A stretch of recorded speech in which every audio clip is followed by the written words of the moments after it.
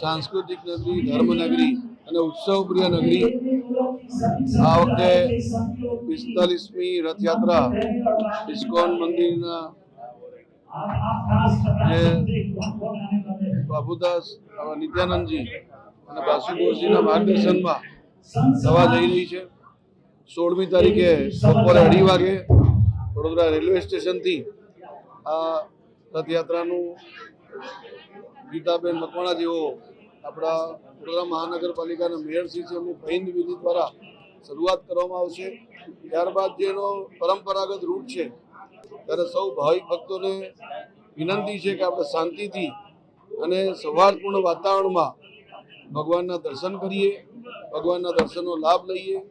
પ્રસાદની પણ વ્યવસ્થા ઇસ્કોન મંદિર તરફથી રાખવામાં આવી છે।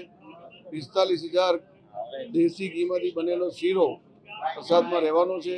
સૌ ભાવિક ભક્તો દર્શન અને પ્રસાદનો લાભ લે, શાંતિપૂર્ણ રીતે રહે એ હું સૌને અપીલ કરું છું।